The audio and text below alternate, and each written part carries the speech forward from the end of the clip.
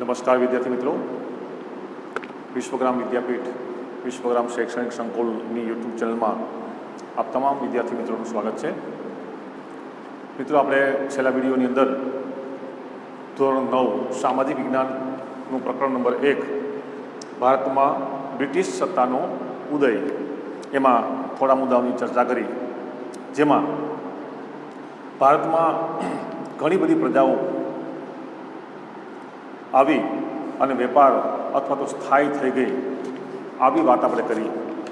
ત્યારબાદ અંગ્રેજોએ ભારતની અંદર રહી અને ભારતમાં ભાગલા પાડવાની જે નીતિ હતી એ શરૂ કરી અને ભારતની જે શાંતિ હતી એ શાંતિને ખતમ કરવાનો પ્રયાસ કર્યો અને ભારતને એક વિભાજન તરફ લઈ જવાનો એમણે પ્રયાસ કર્યો હતો। આવી વાત આપણે કરી અને આજનો મુદ્દાઓની અંદર સૌથી પહેલો મુદ્દો લેવાનો છે આપણે કંપની શાસનનો વિકાસ। જેમ આપણે છેલ્લા વિડીયોમાં વાત કરી હતી કે ભારતમાં ઈસ્ટ ઇન્ડિયા નામની કંપની, બ્રિટિશ કંપની આવી અને ભારતમાં વેપાર કરવાની શરૂઆત કરી હતી। તો કંપનીનો વિકાસ થયો, પછી ધીમે ધીમે કંપની આગળ વધતી ગઈ અને એ કંપનીએ સમગ્ર ભારતમાં પોતાનો પગ જમાવી દીધો। એની વાત કરીએ તો કંપની શાસનનો વિકાસ।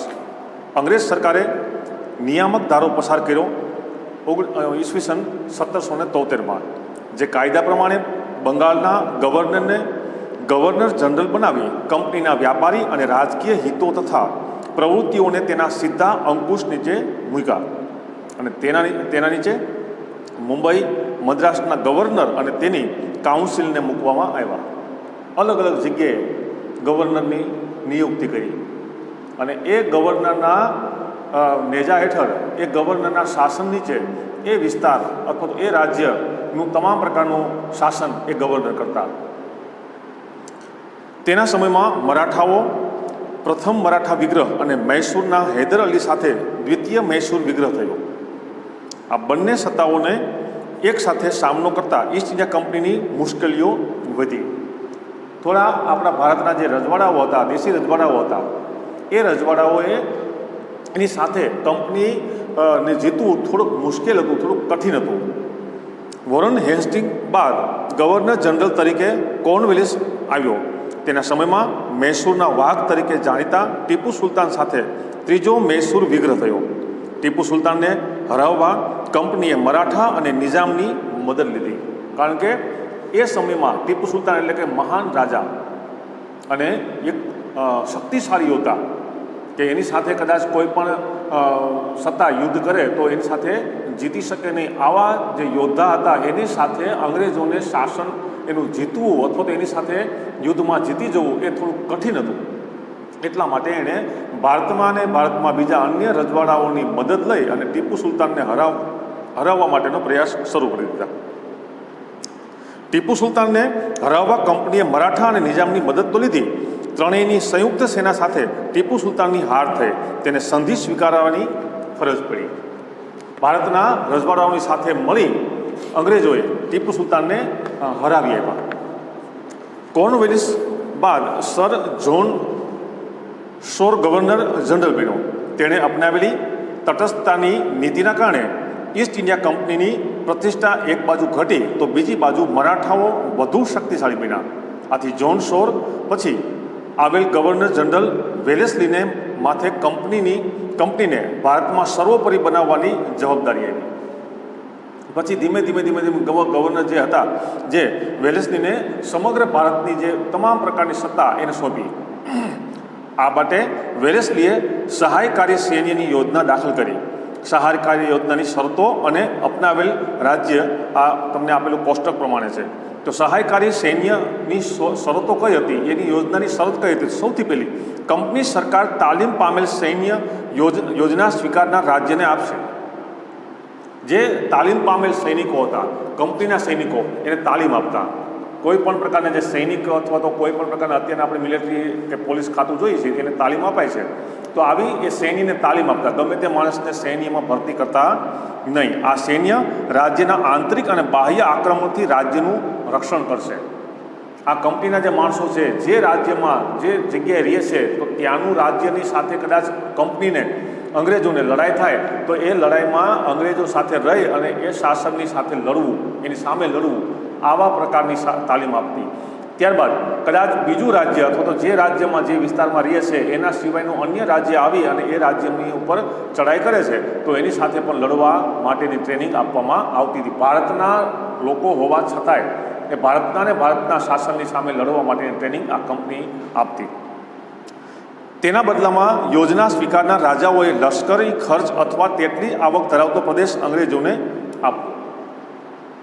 જે કંપની જે છે જે વિસ્તારમાં રહે છે રાજાની સાથે એવા પ્રકારની સંધિ કરી અથવા તો એવા પ્રકારની વાત કરી કે જે રાજ્યની આવક છે, જે વિસ્તારમાં રાજા જે કમાય છે, જે ઇન્કમ થાય છે એની આવક છે તે કંપનીને આપવી.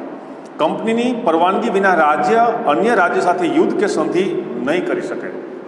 કારણ કે ધીમે ધીમે કંપનીનું શાસન વધતું ગયું એટલે ભારતના જે રજવાડાઓ જે હતા, આપણા જે દેશી રાજાઓ હતા એની સાથે આવા પ્રકારની વાત કરી કે કંપનીની પરવાનગી વગર કોઈપણ રાજ્ય સાથે યુદ્ધ કરી શકે નહીં, કોઈપણ રાજ્ય સાથે સંધિ પણ ન કરી શકે જ્યાં સુધી અંગ્રેજ શાસન, અંગ્રેજ સત્તા અથવા તો અંગ્રેજ કંપની પરવાનગી ન આપે ત્યાં સુધી કોઈ રાજા યુદ્ધ કરી શકે નહીં.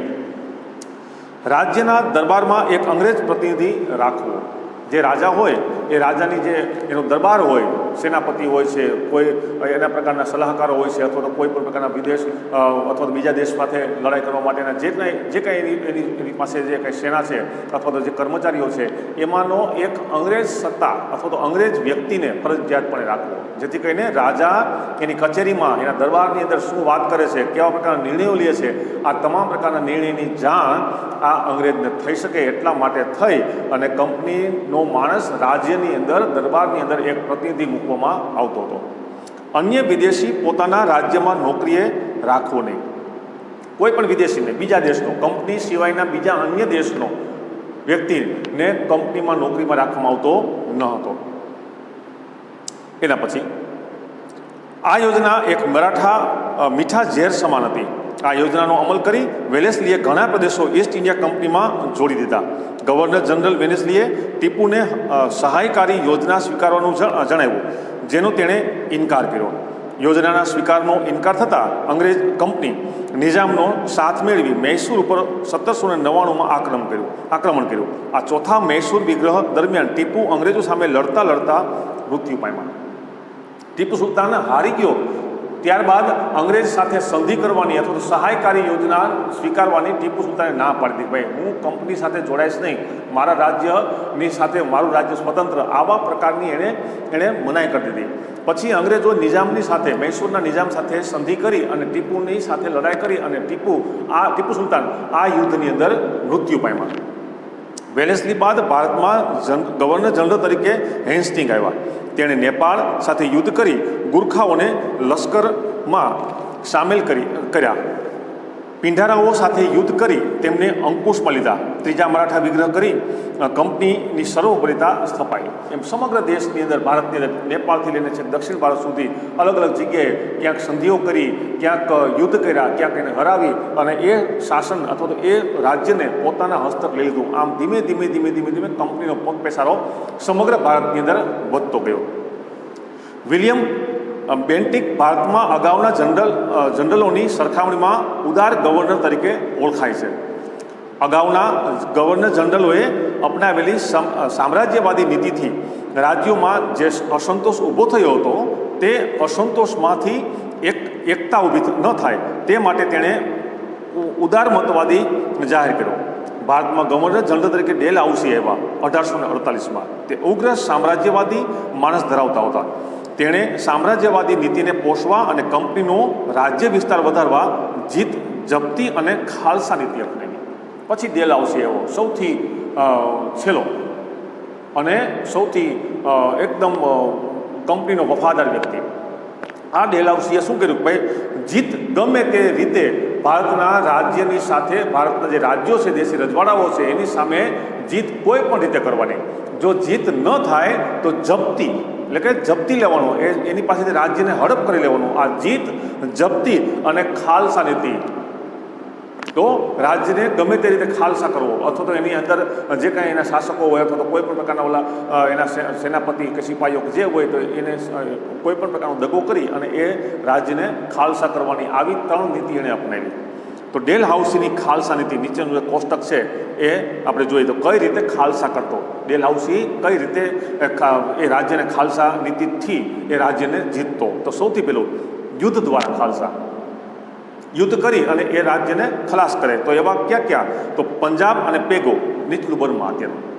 તો આ રાજ્યો જે હતા એને જીતીને યુદ્ધ કરીને ખાલસા કર્યું.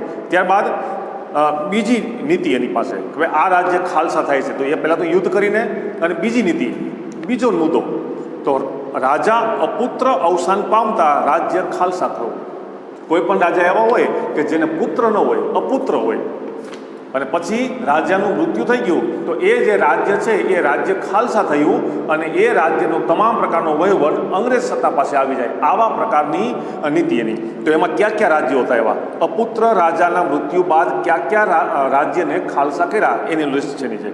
તો સતારા, જૈતપુર, સંબલપુર, ઉદયપુર, ઝાંસી, બઘાદ અને નાગપુર, આટલા રાજ્યોને અપુત્ર મૃત્યુ પામેલા રાજાઓના રાજ્યને ખાલસા કર્યું. ત્યારબાદ ગેરવહીવટના બહાના નીચે ખાલસા કરવું કે ભાઈ આ રાજા છે તે વહીવટ બરોબર કરી શકતા નથી, રાજ્યને બરોબર સાચવી શકતા નથી, રાજ્યના લોકોને કોઈ પણ પ્રકારની સુવિધાઓ આપી શકતા નથી. આવા પ્રકારનો વહીવટ એ ગેરવહીવટ થઈ રહ્યો છે. આવી રીતે લોકોની અંદર એક પ્રકારનું માણસ ઊભું કરી અને એ રાજ્યને ખાલસા કરે. તો એવું એક રાજ્ય અવધ. એના પછી કરજની ઉઘરાણી તળે ખાલસા. અમુક રાજાઓની પાસે કર ઉઘરાવવામાં આવતો દરેક રાજ્યની અંદર. અંગ્રેજો કર ઉઘરાવતા. જેટલી રાજા પાસે ઇન્કમ થઈ, જે આવક થઈ, જે પ્રકારનો જે કંઈ આવક થાય છે દર વર્ષે, એમાંથી અમુક પ્રકારનો હિસ્સો અંગ્રેજને ફરજિયાતપણે આપવો.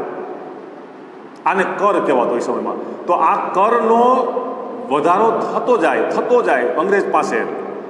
રાજા કર આપી શકે નહીં, રાજા કર ભરપાઈ કરી શકે નહીં, એટલા માટે એની ઉપર દેણું થઈ જાય, કરજ થઈ જાય. તો શું લખ્યું છે? કરજની ઉઘરાણી તળે. પછી કરજ વધી જાય રાજાનું અંગ્રેજ પાસે, તો અંગ્રેજો શું કરે કે ભાઈ આ તમારું કરજ હવે રાજાનું વધી ગયું છે, હવે તમારું રાજ્ય છે તે ખાલસા, તમારું રાજ્યનો વહીવટ તમારી પાસે રહેશે નહીં, તમારી પાસેથી વહીવટ અમે લઈ લઈએ છીએ. આવી રીતે ખાલસા કરતા. તો એમાંથી એક રાજા તો નિઝામનો વરાડ પ્રાંત, નિઝામ જે કંઈ હતા એનો વરાડ પ્રાંત એટલે વિસ્તાર કહેવાતો, એ રાજાને આવી રીતે કરજના બહાના હેઠળ એને ખાલસા કર્યા હતા.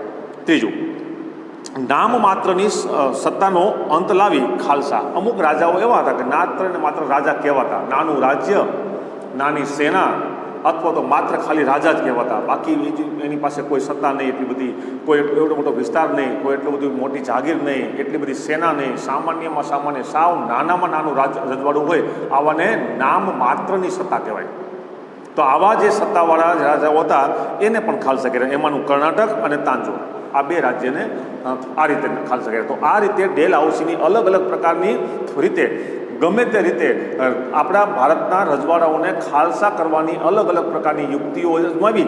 કોઈને અપુત્ર રાજા મૃત્યુ પામ્યા પછી ખાલસા કર્યા, કોઈને કરજમાં, કોઈને ગેરવહીવટમાં, એમ અલગ અલગ રીતે ખાલસા કરતા ગયા. અને ધીમે ધીમે દરેક રજવાડાઓ જે કંઈ આપણા હતા એને ધીમે ધીમે પોતાની કંપનીની અંદર ભેળવતા ગયા અને રાજાઓને ખલાસ કરતા ગયા. ડેલહાઉસી સામ્રાજ્યવાદીની સાથે સુધારાવાદી પણ હતા, એટલે કે કંઈક સુધારો પણ તે કરતા.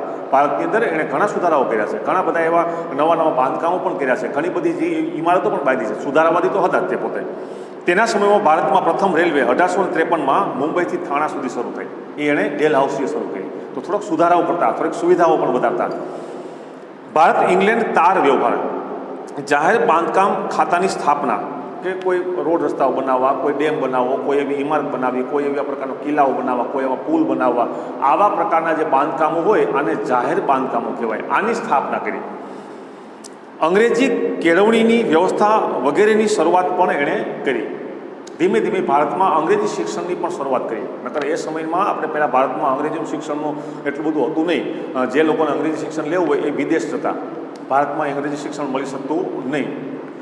તો આ ડેલહાઉસીએ અંગ્રેજી શિક્ષણની પણ પહેલા ધોરણથી જ ધીમે ધીમે વિદ્યાર્થીઓ અંગ્રેજી ભણતા થાય આવા પ્રકારની શરૂઆત પણ અંગ્રેજી શિક્ષણની આ ડેલહાઉસીએ કરી. આજે આપણે બધા જે અંગ્રેજી વિશે ભણી રહ્યા છીએ એ એના કારણે.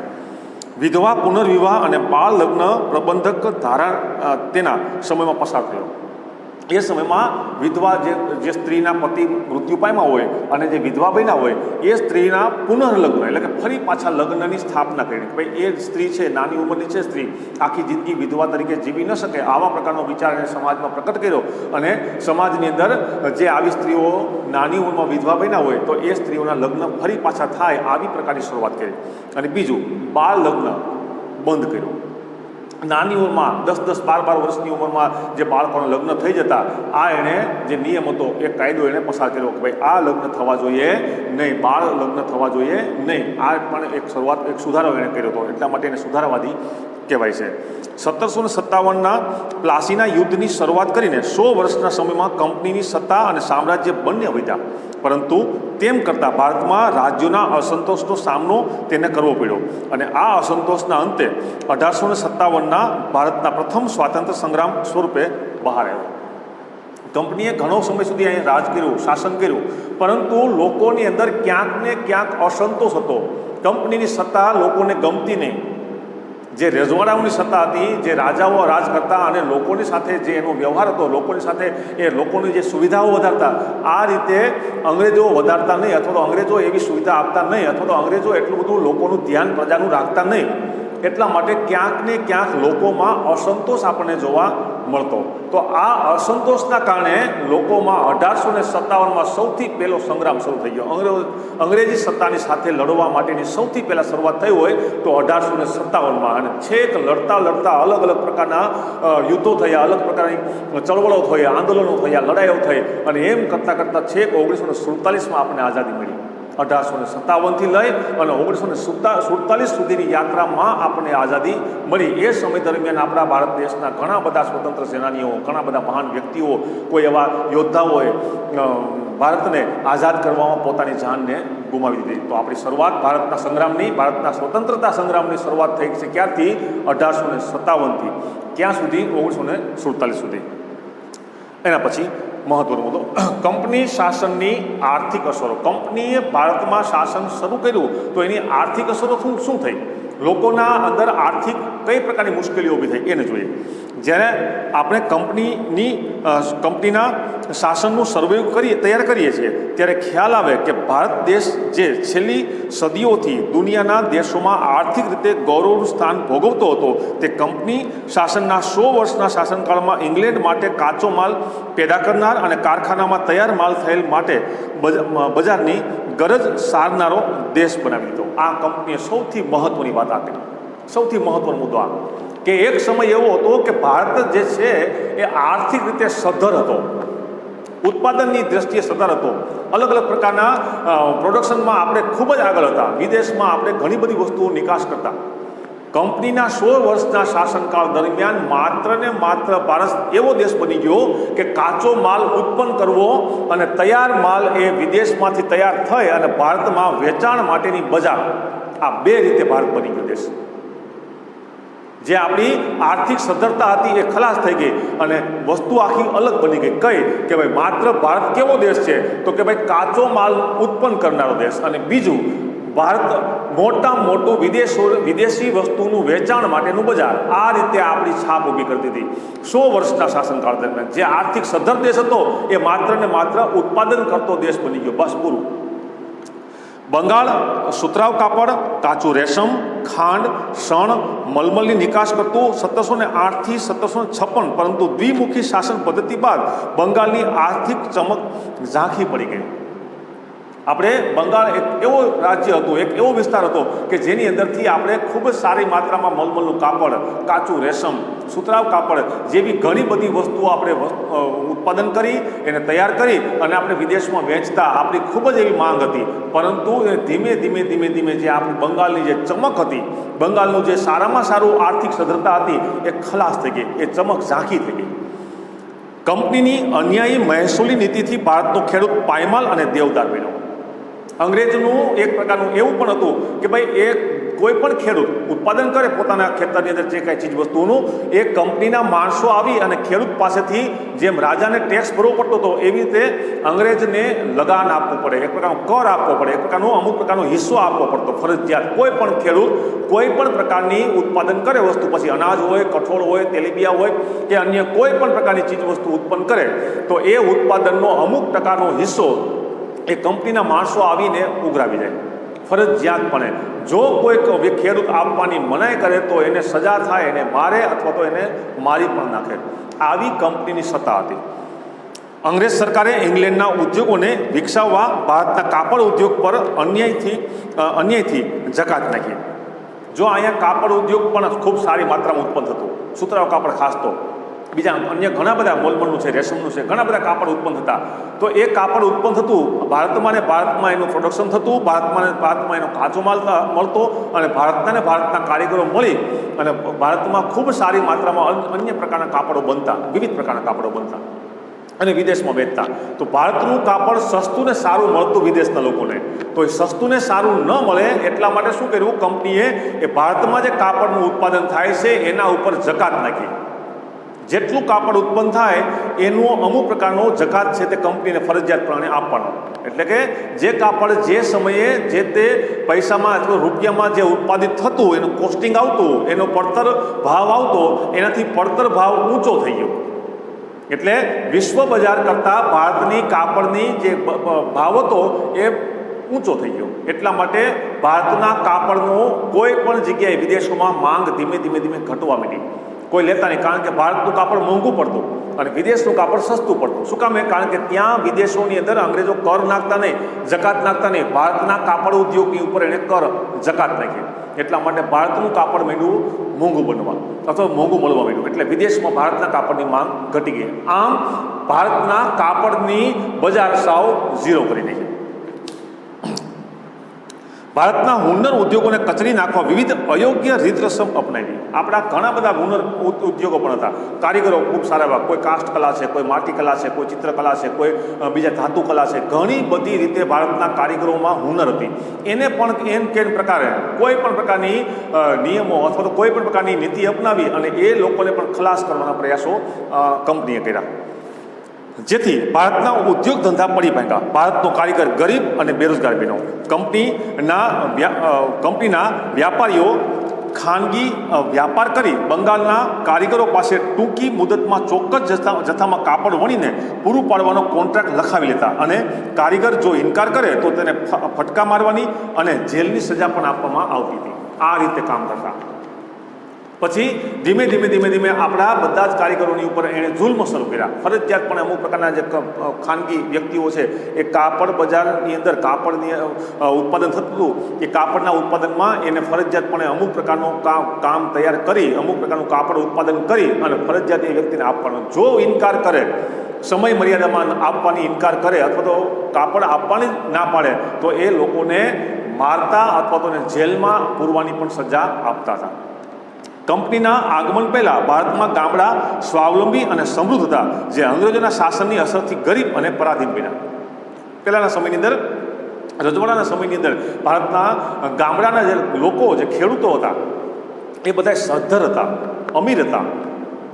પરંતુ કંપની આવવાથી આ બધા જ ખેડૂતો ગરીબ બની ગયા અને લાચાર બની ગયા. કારણ કે જેટલું ઉત્પાદન થાય એ ઉત્પાદનનો અમુક પ્રકારનો ભાગ છે તે લગાન સ્વરૂપે અંગ્રેજ લઈ જાય, કંપની લઈ જાય અને ખેડૂતની પાસે માત્ર ને માત્ર એના પૂરતું જ વધે, એની આવક સાવ ઘટી ગઈ. એટલા માટે ભારતનો ગામડાનો ખેડૂત, ગામડાનો કારીગર એ લાચાર અને ગરીબ બનતો ગયો.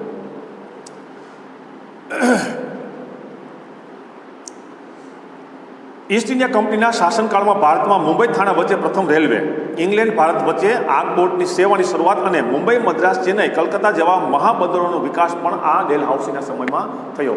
રેલવેની શરૂઆત થઈ, વાહનની પણ શરૂઆત થઈ ગઈ,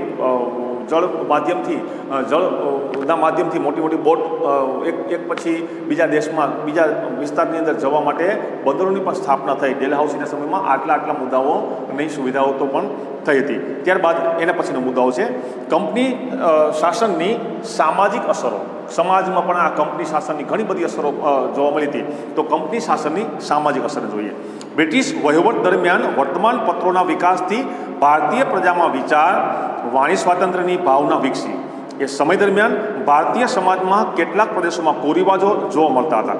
તેમાં સતી પ્રથા, દૂધ પીતી કરવાનો રિવાજ, બાળ લગ્ન વગેરે અંગ્રેજોના સંપર્કથી રાજારામ મોહન રાય, દુર્ગારામ મહેતા, બહેરામજી મલબારી વગેરેએ કુરિવાજો દૂર કરવા કાયદા કરાવ્યા। તો ભારતમાં આ સામાજિક અસરોમાં સુધારાઓ થયા, સમાજમાં સુધારાઓ ઘણા આવ્યા। અંગ્રેજો અમુક પ્રકારના આપણા જે કુરિવાજો હતા એને માનતા નહીં, સાથે આપણા મહત્ત્વના વ્યક્તિઓ, આપણા સમાજ સુધારકો રાજારામ મોહન રાય જેવા મહાન વ્યક્તિઓ સાથે મળી, અંગ્રેજી સાથે મળી અને ભારતના જે કુરિવાજો હતા એને ખતમ કરવાના પ્રયાસો કર્યા। બાળ લગ્ન છે, વિધવાના પુનર્લગ્ન છે, દીકરીને દૂધ પીતી કરવી, આ સમય પહેલાંના સમયમાં હતો કે ભાઈ ત્યારે એ સમયની અંદર દીકરી કોઈને જન્મ થાય તો દીકરી સમાજમાં કોઈને ગમતી નહીં, એટલે દીકરીનો જેવો જન્મ થાય એવો એ દીકરીને મોટું દૂધનું તપેલું જેવું વાસણ લઈ અને એ દીકરીને જન્મતા વેત જ સીધું એ દૂધમાં ડૂબાડી દે, એટલે એક પ્રકારનો એ રિવાજ, એને દીકરીને દૂધ પીતી કરવી, આવા પ્રકારની આપણી કુરિવાજ હતો, એટલે કે દીકરીને મારી નાખવી।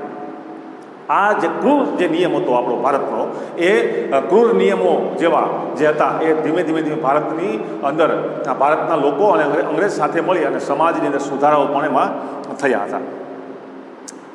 ભારતમાં વહીવટી માળખાનું અંગ્રેજીકરણ થતાં અંગ્રેજી જાણનાર લોકોની જરૂર ઊભી થઈ। પરિણામે મેકોલોના પ્રયત્નોથી ભારતમાં અંગ્રેજી શિક્ષણ અપનાવવાનો પ્રારંભ થયો। ભારતમાં અંગ્રેજો સાથે વહીવટ અને વ્યવહાર કરવા માટે અંગ્રેજી જાણનાર લોકોની એક પ્રકારની માંગ હતી, એટલા માટે ધીમે ધીમે અંગ્રેજી શિક્ષણની શરૂઆત થઈ અને ઘણા બધા લોકો અંગ્રેજી શિક્ષણ મેળવતા થયા અને અંગ્રેજો સાથેના વ્યવહારો પણ શરૂ થયા। અંગ્રેજી ભાષા જાણવા માંડ્યા, અંગ્રેજી જાણી અને ધીમે ધીમે અંગ્રેજો સાથેના વ્યવહારો વધતા ગયા। ચાર્લ્સ વુડની ભલામણથી મુંબઈ, મદ્રાસ, ચેન્નઈ એટલે કે કોલકાતામાં યુનિવર્સિટીની સ્થાપના થઈ, અંગ્રેજી યુનિવર્સિટીની। આમ અંગ્રેજી શિક્ષણના કારણે ભારતના અંગ્રેજી જાણનારો વર્ગ ઊભો થયો। સમય જતાં તેણે સુધારાવાદી માંગણીઓ કરી અને સુધારાની પ્રક્રિયાને વેગ આપ્યો। પછી અંગ્રેજ લોકો જાણવા માંડ્યા અને અંગ્રેજ સાથે ઘણા બધા વ્યવહારો થયા અને ધીમે ધીમે ભારતમાં સુધારાઓ માટેની માંગ પણ ધીમે ધીમે ઊભી થઈ। અને છેલ્લે આમ ઈસ્ટ ઇન્ડિયા કંપની ભારતની સમૃદ્ધ અને વેપારથી આકર્ષાઈને ભારત આવ્યા। ભારતમાં કંપની શાસનને પરિણામે રાજકીય, આર્થિક, સામાજિક, સાંસ્કૃતિક ક્ષેત્રે સારી નરસી અસરો ઊભી થઈ। કંપનીએ ભારતના ભોગે ઇંગ્લેન્ડને સમૃદ્ધ કરવાની નીતિ અપનાવી અને ભારતમાં આવી પોતાના લાભ માટે જે વ્યવસ્થામાં સંસ્થાનગત સુધારા કર્યા તેનાથી ભારતને પરોક્ષ રીતે લાભ પણ થયો છે। તો આ આખા સમગ્ર પાઠની મહત્વની વાત એ કે ભાઈ અંગ્રેજો ભારતમાં એટલા માટે આવ્યા કે ભાઈ વેપાર કરવા માટે, ઇંગ્લેન્ડની આર્થિક સદ્ધરતા સુધરે એ માટે થઈને ભારતમાંથી કાચો માલ લઈ અને એ ઇંગ્લેન્ડની અંદર તૈયાર કરી અને ભારત અથવા તો બીજા અન્ય દેશોની અંદર વેચવા માટેની એની વ્યવસ્થા હતી અથવા તો એવા પ્રકારનું એનું કારણ હતું। પણ એ અંગ્રેજ સત્તાની સાથે સાથે ભારતમાં ઘણા બધા સુધારાઓ થયા, સાંસ્કૃતિક સુધારાઓ થયા, આર્થિક સુધારા થયા, સામાજિક સુધારાઓ થયા। કોઈ પણ રીતે અંગ્રેજોના આવવાથી ભારતમાં ભલે દેખી ન શકીએ, આપણે જોઈ ન શકીએ, પરંતુ ભારતમાં સુધારાઓ તો ઘણા બધા થઈ ગયા। તો આપણે આ પ્રથમ પાઠને પ્રકરણ નંબર 1ને અહીં આપણે પૂર્ણ કરીએ છીએ। પાઠના અંતે જે તમને હોમવર્ક આપું છું, મોકલું છું, એ તમારે લખી કમ્પ્લીટ કરી અને સાંજ સુધીમાં, સાંજના 5 વાગ્યા સુધીમાં તમારે વર્ગ શિક્ષકને મોકલવાનું રહેશે। હોમવર્ક તમારી નોટબુકમાં નોટ કરી લેજો। પ્રશ્ન પહેલો, કંપની શાસનનો વિકાસ ટૂંકમાં લખો। કંપની શાસનનો વિકાસ ટૂંકમાં લખો। પ્રશ્ન બીજો, કંપની શાસનની સામાજિક અસરો જણાવો। કંપની શાસનની સામાજિક અસરો જણાવો। જે ડેલહાઉસીના સમયની અંદર જે શાસન સમય દરમિયાન જે સમાજની અંદર સુધારાઓ થયા, સમાજની અંદર જે કુરિવાજો જે ખતમ થયા, આવી ઘણી બધી બાબતોને લઈ અને સામાજિક અસરોની ચર્ચા આપણે કરી હતી। તો એ પ્રશ્નનો જવાબ તમારે લખવાનો રહેશે। તમને જેમ સૂચના અગાઉ આપી છે તે રીતના તમારે હોમવર્ક છે તે રફબુકની અંદર લખી તમારા વર્ગ શિક્ષકને ફરજિયાતપણે મોકલવાની છે। આજે આપણો આ પાઠ પણ પૂર્ણ થયો છે। સાથે સાથે તમને હું અસાઇનમેન્ટ માટેના પ્રશ્નો, મુદ્દાઓ જે ફોટોગ્રાફ્સ પાડી અને તમને મોકલાવીશ, એ પણ તમારે પાકી બુકની અંદર સામાજિક વિજ્ઞાનની પાકી નોટબુક બનાવી અને એની અંદર તમારે લખવાના રહેશે। એ જ્યારે સમય આવે અથવા તો જ્યારે સ્કૂલે બતાવવાનું થાય ત્યારે તમને સૂચના મળે ત્યારે તમારે બતાવવાનું ફરજિયાતપણે છે। એટલા માટે અસાઇનમેન્ટ પણ સાથે લખતા રહેજો। જે વિદ્યાર્થીઓ વિડીયો જોઈ અને હોમવર્ક નથી કરતા એ વિદ્યાર્થીઓને ખાસ મારી અંગત સૂચના છે અને એક લાગણી પણ છે. તો તમે વિડીયો જોઈ અને એના અંતે તમે ફરજિયાતપણે હોમવર્ક લખો, જેથી કરીને તમારું અભ્યાસ કન્ટિન્યુ શરૂ રહે અને તમને આગળ ઉપર કોઈ તકલીફ પડે નહીં. એટલા માટે થઈને ફરજિયાત હોમવર્ક પણ કરજો અને તમે તમામ વિડીયો પણ જોતા રહેજો. આપણે અહીંયા પાઠને અહીંયા પૂર્ણ કરીએ છીએ. આભાર.